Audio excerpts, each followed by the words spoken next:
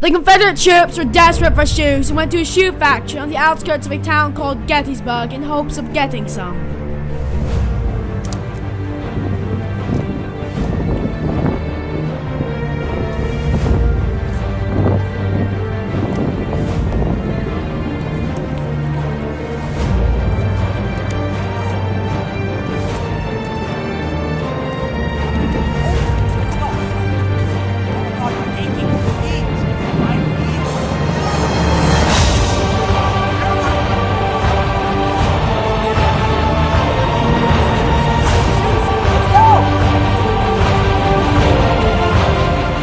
In the ensuing 3 days, the Confederates and Union fought fiercely, sustaining massive casualties. The Union, led by General George G.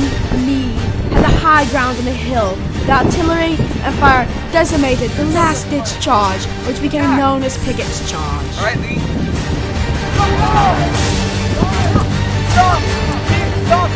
Pickett's charge failed miserably. Lee, with a loss of a third of his army, never invaded the North again. Retreat in good order.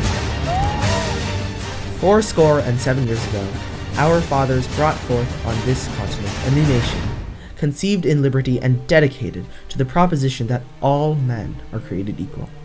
Now we are engaged in a great civil war, testing whether that nation or any nation so conceived and so dedicated can long endure.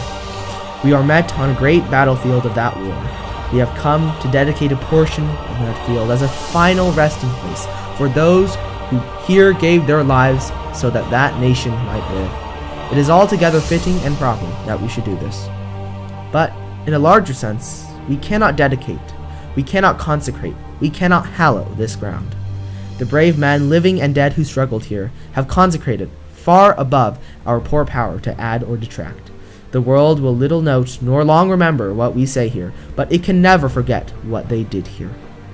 It is us for the living, rather, to be dedicated here to the unfinished work which they who fought here have thus far so nobly advanced. It is rather for us to be here dedicated to the great task remaining before us, that from these honored dead we take increased devotion to that cause for which they gave the last full measure of devotion, that we here highly resolve that these dead shall not have died in vain, that this nation under God shall have a new birth of freedom, and that government of the people, by the people, for the people, shall not perish from the earth.